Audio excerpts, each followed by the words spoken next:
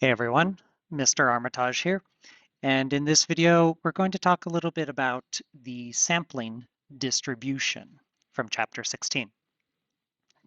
So the first thing that we need to be, well, aware of is the difference between a population and a sample.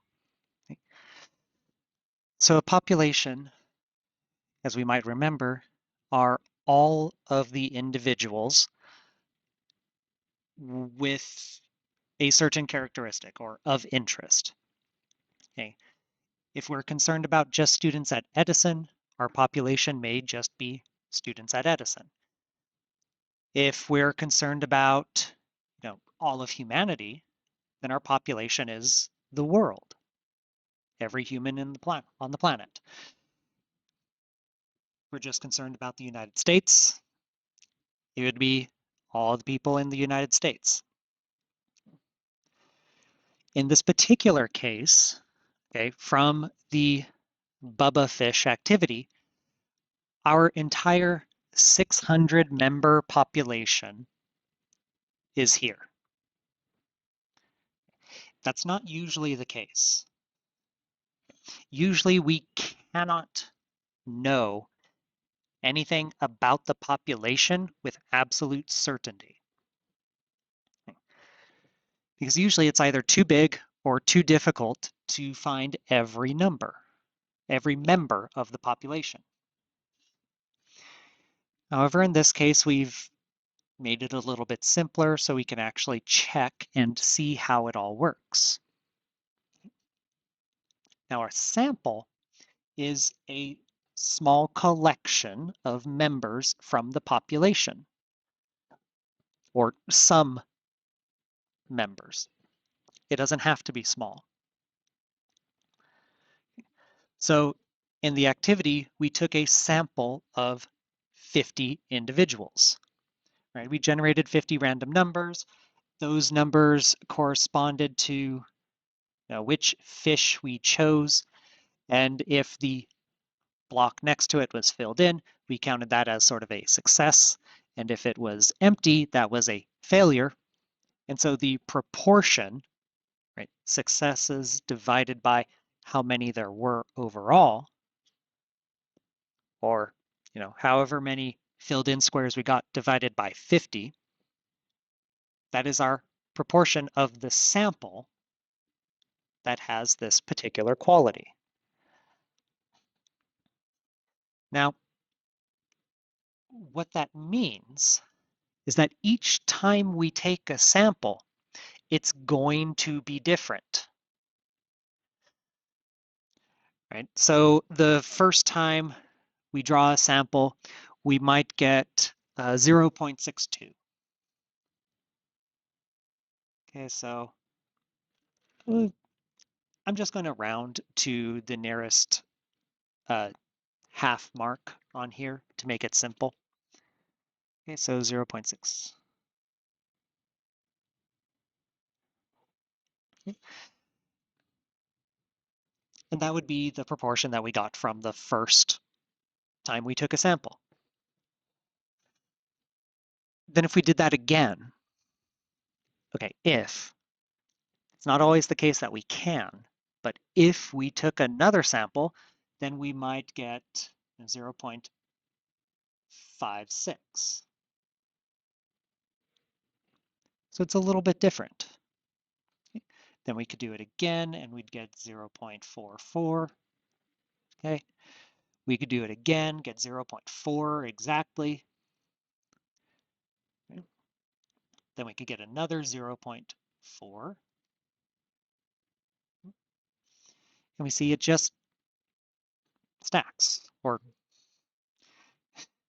every time we get another sample, the sample proportion can be a little bit different, or p hat, okay, as we see down at the bottom there. And so the sampling distribution, okay, a distribution is the data that we collect. And so a sampling distribution is the distribution of all possible samples. Okay? So if we did this 36 times to find out if everyone in the class did it, what would the distribution look like? We might get something like, it may look something like this. Now, in this particular simulation that I did, I got a lot of ones that were close to 0.5. And so we can see it went way off the chart. But either way, this forms a distribution. Okay? And with this distribution,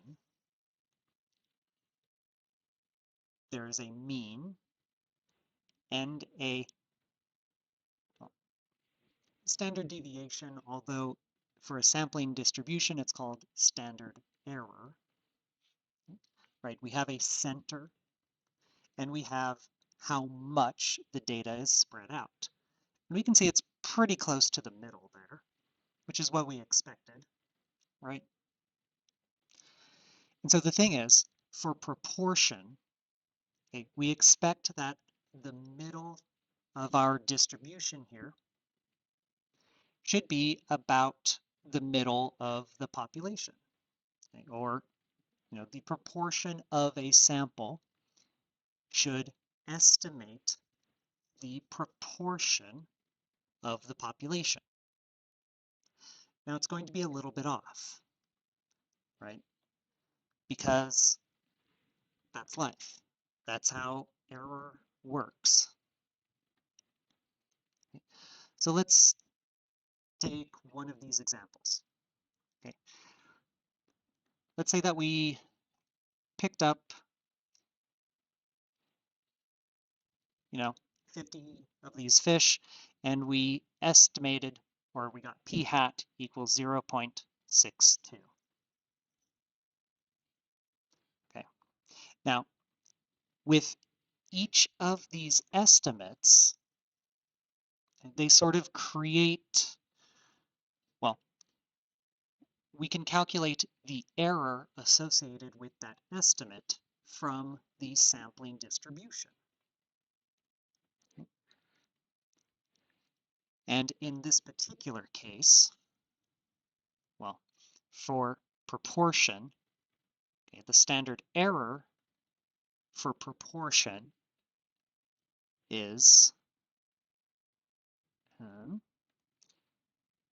square root p hat times q hat divided by n, where q hat is just 1 minus p hat, okay, where proportion is analogous to the probability of success from our binomial model.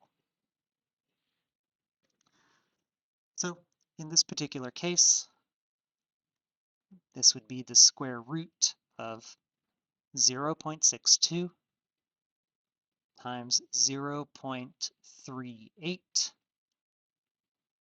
divided by 50, which is approximately equal to 0.0686. Okay.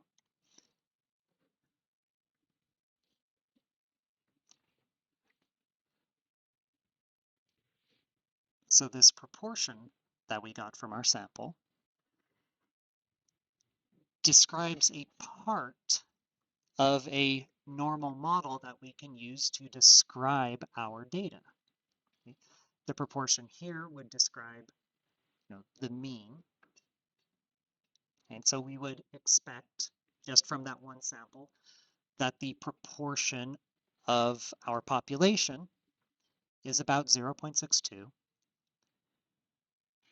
And then the standard error, or really for our model, it's the standard deviation. Okay. But same calculation there.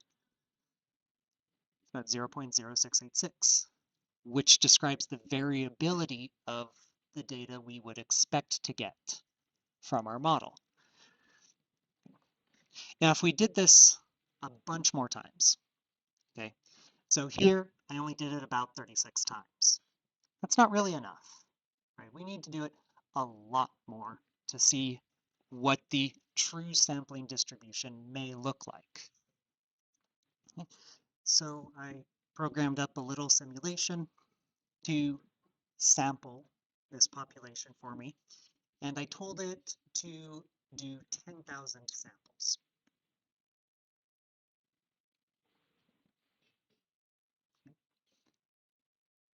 So as we can see here, okay, our sampling distribution, right, the distribution of all of the sample proportions is starting to look kind of like a normal model,